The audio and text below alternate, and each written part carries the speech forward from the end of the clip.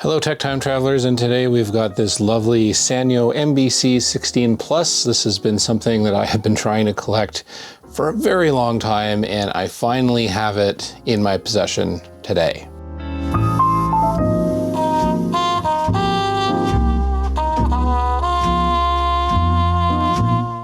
Okay, so, this isn't a terribly special machine in terms of hardware specs. It's basically an XT clone. It's got an 8088, I think, 640 kilobytes of memory.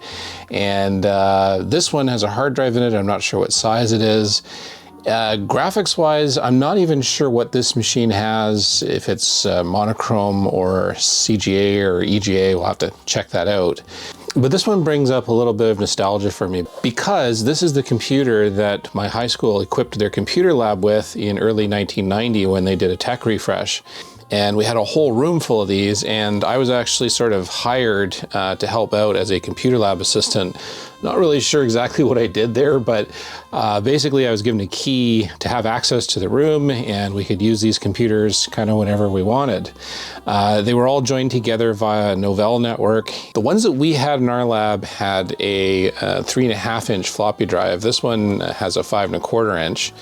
And some of our machines, I don't know what the rationale was, but some of them had a hard drive like this. The majority of them didn't. So basically when you started a class, every kid was given a boot disk, and you'd throw that in there, and that would boot up the Novell services and connect you to the Novell server, which was also at the front of the classroom. Anyway, I always remembered these machines, not so much for their technical prowess, but because they had just this kind of cool symmetry to them. They're not a very big case. I would say it's about, I don't know, 14, 16 inches across. But what I really like is just the fact that the drives are right in the center. It just has a very pleasing aesthetic to me, even though it's severely yellowed due to age. It's really nice to have physical proof that this exists on my desk here, because for 15 years I was searching for this and I couldn't find it, and I couldn't really remember exactly what it was, and I was starting to doubt that I'd remembered it correctly. That's one thing that happens to you as you get older. Your memories start becoming less and less reliable, and you can't really be sure of how reliable they are until you have physical proof of the thing. I'm nearing 50 and I'm definitely remembering some things incorrectly, and I've even gotten to the stage where I'm like merging two completely separate memories into one and coming up with some really weird results. Hey! You want a piece of me? I don't know you. I don't like you. As of now, I'm all over you.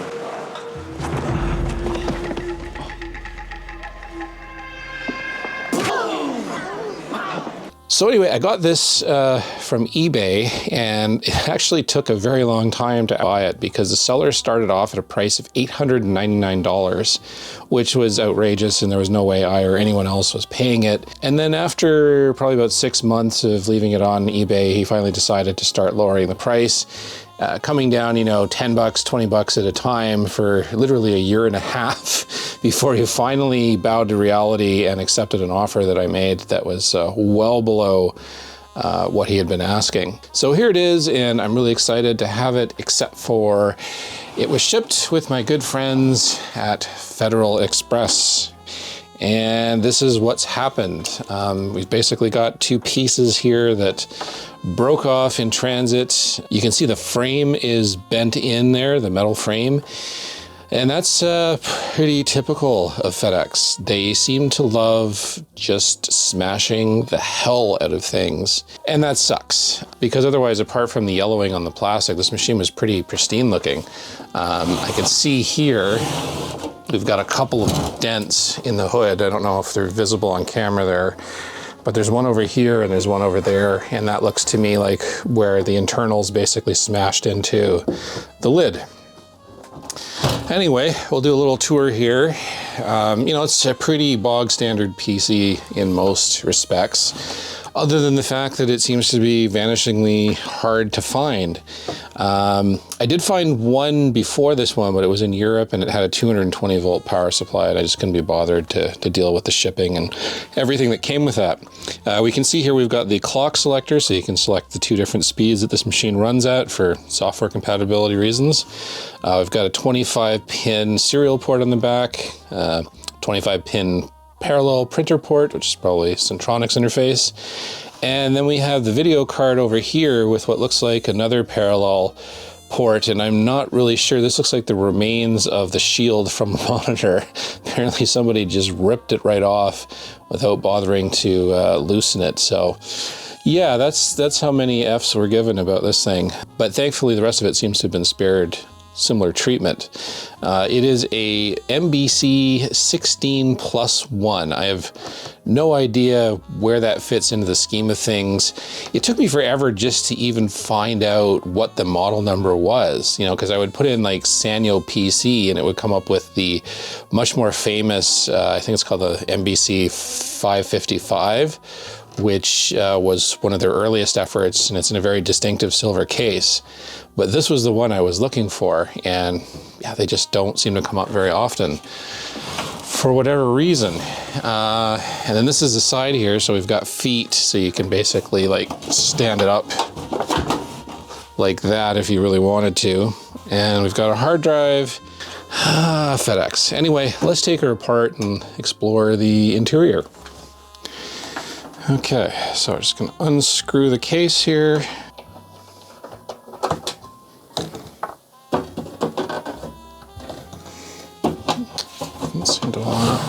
Oh, it's got a little screw in the back here. Okay, pull that off. There we go, we got access to the inside.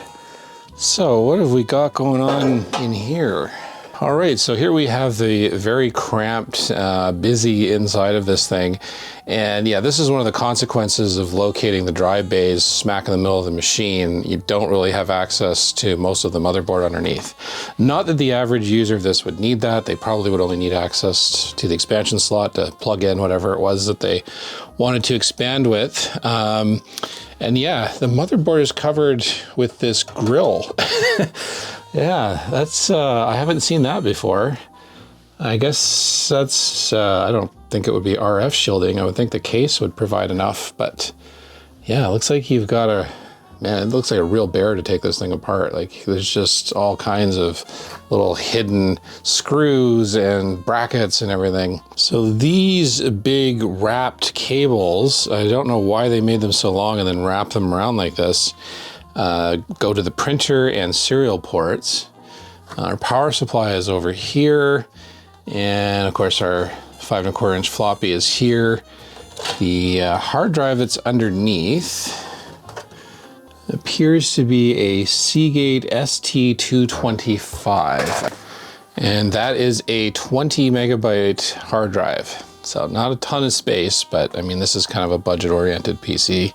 Okay, so now I'm gonna try and get this front piece off here so that I can reattach these broken pieces, courtesy of our friends at FedEx. And yeah, I'm kind of already regretting this because this is, well, it looks like, I'm trying to remember how these were fixed here, but yeah, it looks like there's a screw on the front and up here, and then on that side, and then there's probably two at the bottom. One thing that is of concern is, I don't know if you can see this, but there's two posts that stick out. They're supposed to hold this front panel to the metal chassis, and on this one it looks like it broke. So that's gonna be another thing I have to try and fix, and I don't see the piece for it. It looks like there's a substantial gap there. But that also may be due to the metal bending inwards, so that's definitely not going to help. So I might have to figure out how to bend that metal back out again so that it makes proper contact with this, and then glue that all together. Yeah, this is going to be a fun little project to dig into here. Okay, so I think what we need to do here is remove these two screws to get the bottom panel off. Hopefully that will give me the access that I need. I'm gonna try really hard not to mix up screws or lose them, because this machine was all complete and proper when I got it, and I would like it to stay that way. I always end up with missing screws. It's not coming off. Oh, yeah, there's one more down here. Okay, why is this not... Is there something I'm missing? Feels like this bottom pan should just slip away. Oh, yeah, I gotta take the feet off. Yeah, and it just falls off. Like so.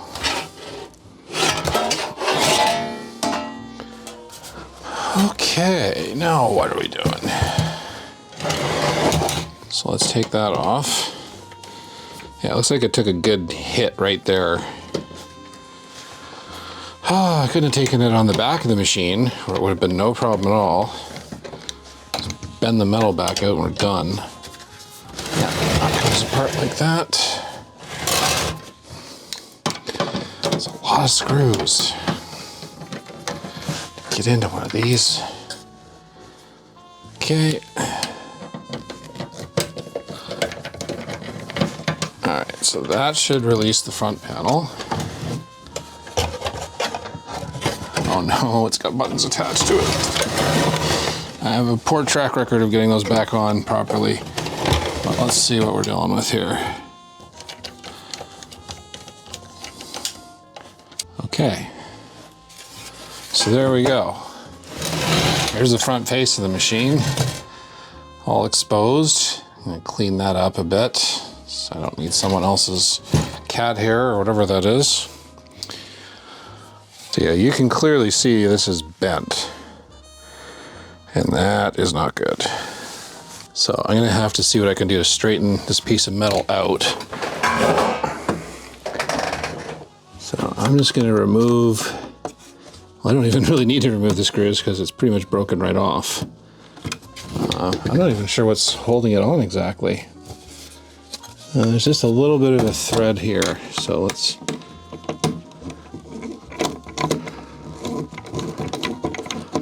Curse you, FedEx.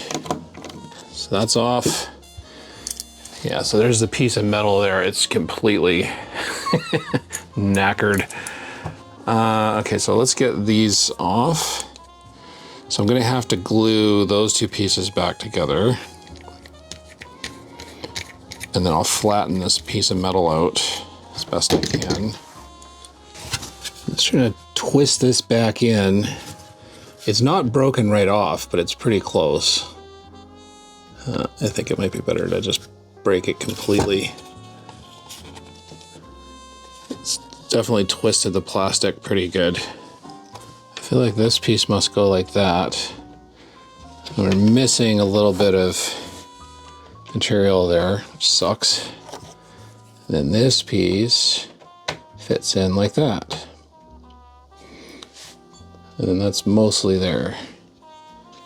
All right, so I'll grab some glue and we'll reattach that, and then hopefully that's the end of that adventure. Alrighty, so this is my favorite stuff for working on these, good old Gorilla Glue.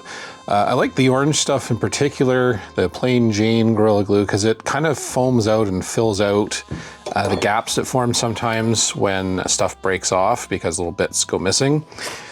Okay, so now to try a little bit, really just try a tiny little bit of this stuff. Oh, and I went right over the hole. That's okay. That looks all right. All right, so now I'll try to rebuild this corner.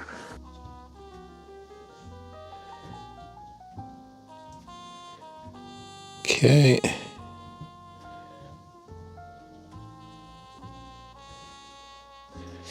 don't really know where this ends, but I think it's about there.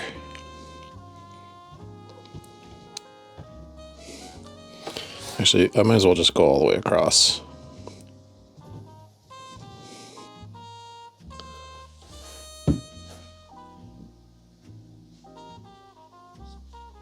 Hopefully the excess will fill in some of the gaps.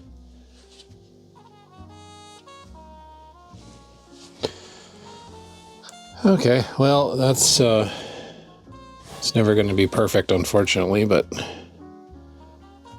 done the best that I can with that.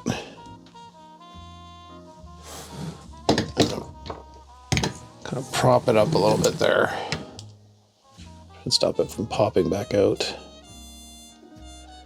What a bummer. I don't know why FedEx can't just do their job of delivering stuff unbroken. That would be really nice. Okay, so now we gotta turn our attention to this. A little FedEx kiss on the corner here. Let's see if I can bend that out a bit. Man, they really did a number on this.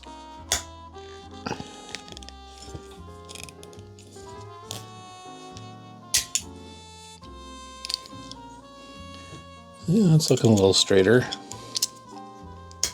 Yeah, I don't know what else I can do with this without a metal brake or something to really clamp it down so I can pull it straight again. It's quite bent. It's not just along here, it also bent it like kind of inwards. So yeah, I think this may be about the best I can do for it. So while we're waiting for glue to dry, I figure I'll take this thing apart here and we can have a look at this fancy motherboard underneath, which they felt the need to protect. That might be a reason why it was popular with our school, is you can't really tamper with it too much.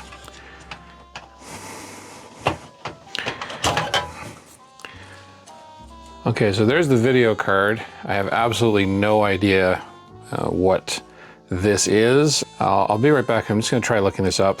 Yeah, so I can't find anything, Beltron, something or other. The only reason I think it might be monochrome is just because I seem to remember monochrome cards back in the day typically had a parallel port on the same bracket as the connector for the video. But yeah, I couldn't really find very much about this thing at all. So I think, I mean, it could be CGA maybe. I very much doubt it's EGA.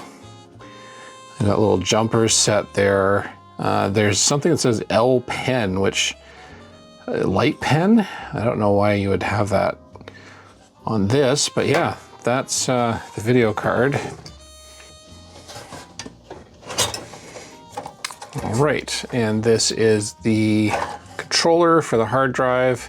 It's a WDC, it's a Western Digital MFM controller. I don't think it's RLL, but I'm not 100% sure on that. Okay, so to get at the motherboard, how the heck? This is one serious.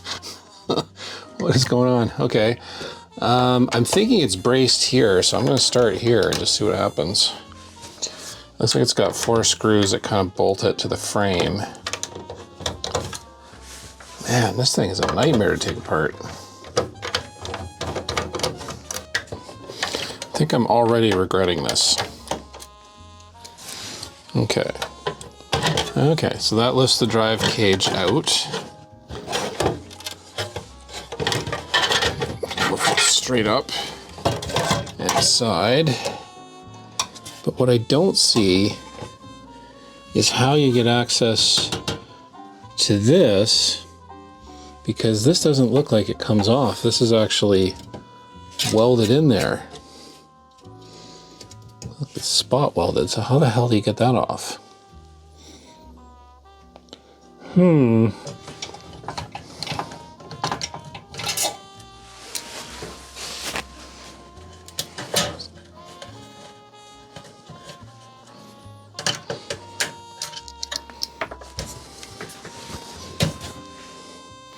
Looks like one more over here.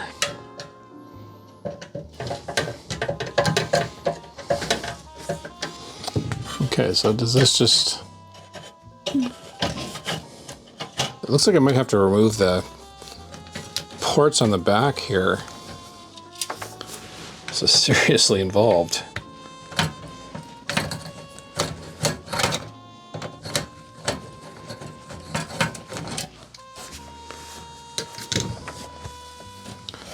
Okay, so that's out of the way. And that's pink on my side. Yeah, I think I see how this is coming apart now.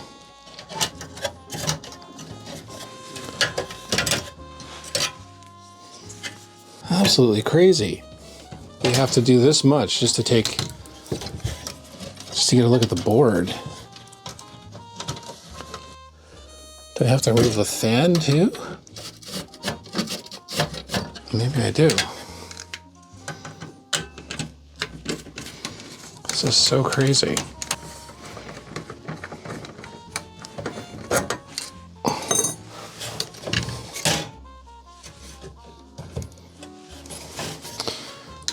Yeah, that still doesn't want to come loose, so do I have to take this entire back panel off? Oh, what did I get myself into? I really hope I can put this back together to work.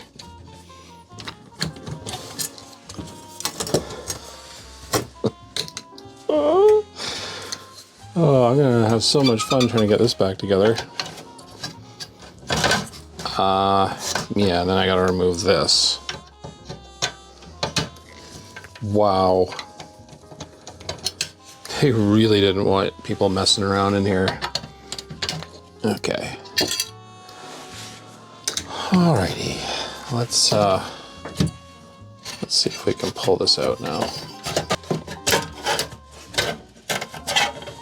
Alright, let's get the shield off. Ta-da! Okay, so that was a bit of a struggle. But yeah, here's the motherboard with the shielding removed and out in plain sight. And yeah, it's a pretty simple board, actually. I kind of like how elegant the design is. We've got our configuration jumpers over here. We've got the serial and parallel ports on a riser here, which obviously we saw me disconnect earlier. Our 8088 CPU is there. It looks like we have system RAM here, but there's also these other RAM chips over here, which are a different type. Yeah, not sure what these ones are for. I'm thinking cache memory because they're in sockets, so they're removable. And they're a different type of RAM from the system RAM over here, or what I assume is the system RAM. I would think that you would only want to remove these if you wanted to limit how much cache memory the thing had, which, you know, would probably affect the price point of the machine if you were ordering it as a customer. That's the only thing I can think of. I'm not really sure otherwise, so maybe if anybody out there in the comments has an idea as to what that's for, let me know. I believe that's our floppy controller over there, and then just a random assortment of other support chips. And then we've got our system BIOS on an EEPROM, which I should probably back up since I've got this thing apart and will never be taking it apart again if I can avoid it. That would be a good thing to just sort of have on record. Now, if I wanted to use an accelerator card, like my SOTA 386 card, I could remove this CPU and plug it in here, but the problem with that is I then wouldn't be able to put this shield back on again, and I kind of like keeping machines original, so I guess I'll have to leave that as is. Well, this is another fine mess I've got myself into. I'm really not looking forward to trying to put all this back together. Oh, Sanyo, what did you do? Anyway, the glue has dried, and this is exactly what typically happens. It expands. I always put a little bit too much, but in this case, I think it was well worth doing just to kind of try and fill in some of the spots where the plastic is completely chipped off. And what I'm going to do is try to, because you see, you can just break the foam off, the excess here. And then, yeah, I can just go along the side and basically clean that up. I'm not a pro when it comes to fixing these things. I think there's probably some filler or something I could use to really fill the cracks, but then I have to figure out, because it's not painted, right? Do I try and paint it, or do I just leave it as it is? I'm thinking I'm just gonna clean it up, try and fill it as best I can, and just accept that, yeah, I shipped with FedEx and that was my fault. Just trying to sand this down just on the very, very roughest parts, trying not to hit the plastic too much. I'll probably just fill it in with a bit more Gorilla Glue, sand it down. This might be the one case where I go for the Retro Bright just to whiten it out so it's white like the glue is, and then maybe it won't be as noticeable.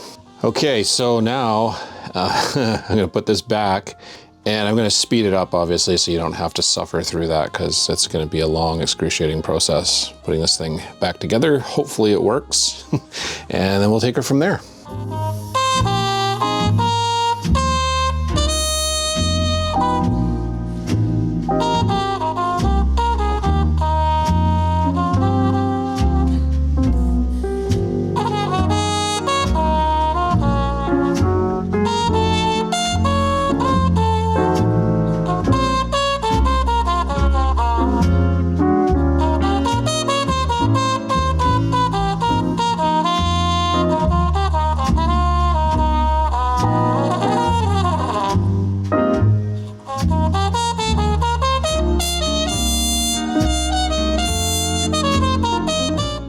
All right, so here's the final result. Yeah, that was 45 minutes that it took me to put this thing back together, and I'm kind of amazed actually that I haven't, I don't think I've missed any screws anywhere. There wasn't any left over, so that's turned out all right. Yeah, it looks pretty decent as it did, except for this side, which definitely I'm gonna have to do some work on this to figure out a way to make it look better. Yeah, it's unfortunate. It's better than having a hole there though. There's a metal bracket inside that was attached to the chassis that I had to bend out because it had been pushed in, and that I'm hoping will relieve the stress on that corner. But yeah, I don't think I can fix that a whole lot better than it is. I'm gonna try and plug up the cracks, maybe sand things down a little bit more. And then I'm hoping with retrobrighting, the color of the plastic will come closer to the color of the glue, and I won't have to resort to trying to paint or anything like that, because obviously this isn't painted, and I think it would look kind of silly if I did that. Anyway, that's kind of where I'm gonna end this part of the video. This is gonna be a two-parter. In the second part, I'm gonna break out my utilities and some software, and we'll put this thing through its paces and see exactly what it can and can't do. I do think it is a really nice looking machine. Like, it's just got a nice symmetry that you don't often see in this generation of machines. Some of them are really kooky looking. I'm really hoping it has an EGA card in there, but I'm kind of doubting it. But otherwise, it should give me pretty close to the experience that I remember, I'm hoping, from my years as a junior computer lab technician. We'll see you in the next video. If you've enjoyed this little tour of vintage hardware that you don't see every day, hit that like button. If you didn't, I don't know why you're here, but click the dislike. And if you want to support the channel, obviously I have a Patreon, because everybody does, and I also have t-shirts and stuff that I sell as well. So by all means, if you really want to support the channel, I appreciate your help, and it all goes into fixing up machines like this, which ultimately are going to find their way into the hands of other collectors, museums, stuff like that.